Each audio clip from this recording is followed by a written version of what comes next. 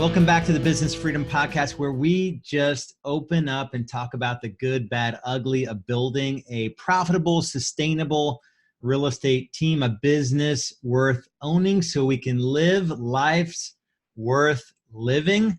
My name is Lars Hedenborg. I founded Real Estate B School about 6 years ago, and I've been in the real estate team building game for over 12 years, almost 4,000 families served in that business. And today we're going to dig into really a part two of a podcast I did recently where I really laid out the three key drivers to building a sustainable real estate team: attract, convert, deliver. You have to be able to attract high quality buyers and sellers, convert them into clients, and deliver on the promises you make in the sales process, and do all of that without you really being involved in most of it, or at least initially have that mindset to go to work to build out the tool systems and to think about your business in such a way where you will have a shot in the future of being able to run those three drivers without you meddling in them every day, or without the business relying on you showing up every day. The fourth key driver, or the thing that the byproduct of doing attract, convert, deliver the right way, it's really not a driver as much as it is your ability to scale your business relies on you being able to attract, convert, and deliver. And so when I talk about scaling a real estate team, I'm talking about three accelerators, three things you need to do at a very high level to be able to end up with the kind of business that you want. So this is a begin with the end in mind activity. And so the first thing I want to talk about is create your future. I would say 90% of team leaders and like almost 100% of the population. But the vast majority of real estate team leaders do not have a plan that they're working toward. And in Real Estate B School, when I talk about create your future, it's building what we call a 3-year picture, breaking it down into a 1-year plan, living in a 90-day world, and then realizing that there are 13 weeks in every quarter where we get to really get after crushing that 90-day world, so we could stack 4 quarters to crush that annual plan, stack 3 years to actually achieve that 3-year picture that we set out to achieve. One thing I've done really well amongst the hundreds of things I've done really poorly in building a sustainable, profitable, systems-driven, high culture, high service real estate business is that I've always known where I'm going. So I always had a real clear picture of what 3 years out would look like. So when you think about scaling your real estate team, assuming you have attract, convert, deliver in place, when you talk about scaling your real estate team, you've got to begin with the end in mind, which is creating your future. That 3-1-90-13, we call it. 3-year picture, 1-year plan, 90 days at a time, 13 weeks. And then the good news, even within a week, you have 7 days to crush that week. So a lot of time, the future seems hard to attain because we haven't chunked it down into attainable bits. And a week, 90 days, 4 quarters make up a year, 3 years, like you can actually sort of sink your teeth into that, and you can manage it. So that's number one, is to create your future. Number two is to know your numbers.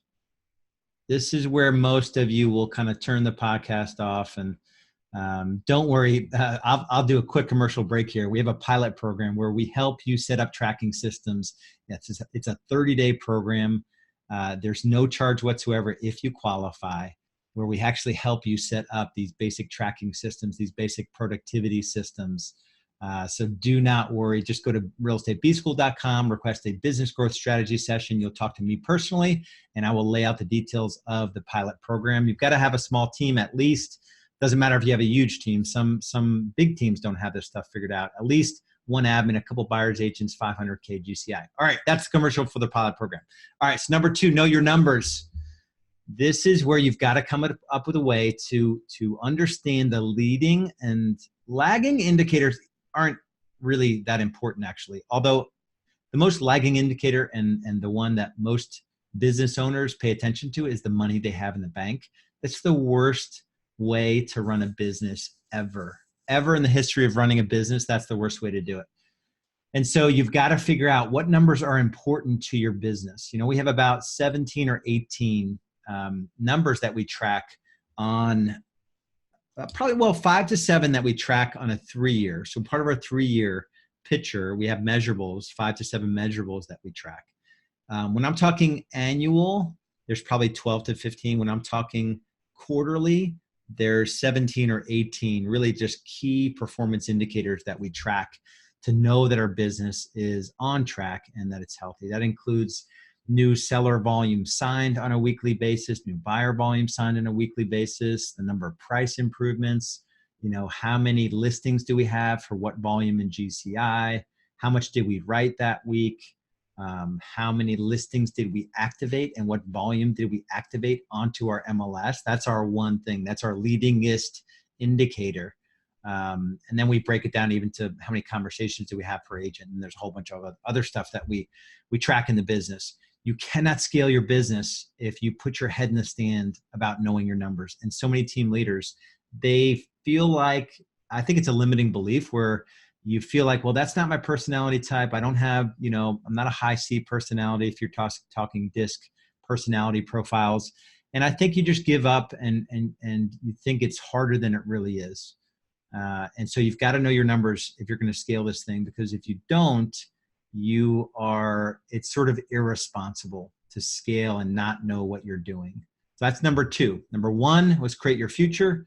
Number 2 is to know your numbers. And then number 3 is to grow your team, starting with who do you want to attract to yourself? Who do you want to surround yourself with? And that's core values. And so when we think of core values, look at the folks in your world currently that sort of that put off what you want to, that they exude who you want to surround yourself, more like that person. And then the best characteristics of yourself. You've got to think of your core values before you grow your team. This is where team leaders mess up. And I messed up over 100 times letting people into my world that ultimately weren't a great fit. And part of that is necessary because I think real estate attracts sort of transient folks and folks that think the business is easy when it's really not easy and the grass is always greener and it's never greener. And so I think part of it is you're naturally going to have some turnover, and some of that turnover is good. Of course, you don't want bad turnover. You don't want to lose great people because you're not serving them at the highest levels. So when it comes to growing your team is knowing real clear who you want to surround yourself with. That's core values. And then putting a process into place where you actually can attract high quality talent to your world. And this is one thing I really dropped the ball on when I look back on my business growth journey is I wish I would have given enough or way more focus and attention to the recruiting aspect of the business and marketing and value proposition, and how do I present to my value proposition to a potential recruit to my team, both administrative and on the sales side. And we figured this out over the last 3 or 4 years at a very, very high level. And I wish I would have just spent more time on it in the past. And once you identify someone who's talented, how do you take them through a process to endear them to you, and also to be really clear on the expectations of joining your team? And hopefully your team is different than other teams, and you do the things that need to be done to be able to compete at a high level. And once you get them to commit to joining your team, how do you make that first 60 to 90 days the best possible to set them up to be successful and to make money as quickly as possible in this journey? Because that's the kiss of death. It's getting someone on your team that could be a good fit and not giving them the tools and resources and training and really helping them structure their day and get the skills necessary to be able to make money out of thin air for the most part, right? To be able to do the things that need to be done to make money for them, most importantly, and then ultimately for you, because you set the structure up and you're adding that value into their life. And then how do you ongoing, once they're an agent on your team, how do you keep the culture real high on the team? What productivity strategies and what's the cadence of the team? And your daily huddles and, ongoing role play and script training and quarterly conversations with your people and all of that stuff to grow your team, not just to grow it in numbers, but to actually grow the people, and from a professional and personal growth standpoint, so that they'll never leave you because they're getting so much from being around you. So attract, convert, deliver. That's the foundation. Only then can you scale. When I talk about scale, it's number one, creating your future. Number two, knowing your numbers. And number three, growing your team. If you're at the point where you're like, oh man, I need help with all of this, it doesn't matter if you're at 500,000 as a team, 1 million, 2 or 3 million. We have teams in that range, 500 to 5.5 million GCI, and we all have the same freaking problems. Nobody that runs a business is problem free. So hopefully that'll give you some peace. We as entrepreneurs, as business builders, as business owners, we create this inner turmoil where we always think we're failing and we're always feeling less than, and we're always striving to get to some point. And there's no rush. All you need to do is slow down for a second. And if you're at the point where this is just kind of beyond you and you're at the point where you're scaling, you've added people to your team and you don't know what systems to put in place next, you don't have that 3-year picture, you certainly aren't working to a 1-year plan, you have no economic model. Oh, that's the other part of knowing your numbers, is an economic model. Building this thing on a sound economic model. I've done other podcasts just on the economic model. But I don't want to miss it here. Knowing your numbers is beginning first just by deciding what your economic model is and then working in value-based commission splits to your agents. So just wanted to add that in there. So if you're at the point where this is something you need help with, all I've got is a 45-minute conversation with me to talk about your business, where you are now, where you want to go, and what's holding you back. Go to Real Estate B School. I'll talk about, I can, if you qualify, I'll talk about our pilot program as well, which is 30 days for free. We're going to work with those that are qualified to put in some foundational systems to get a strategic game plan, and you'll get some other specialist training and implementation support. Our program is one of implementation. So every 90 days, you're looking back and you're saying, what did I implement that's going to make the next 90 days easier to scale, more sustainably, more profitably, right? It's systems that help you build a business that you're not all wrapped up in and all stressed out about all the time, and not even getting paid for it most of the time because you're not systematically increasing your net worth. All right, soapbox is over. If that's you, go to realestatebschool.com. That's the only thing I have to offer you.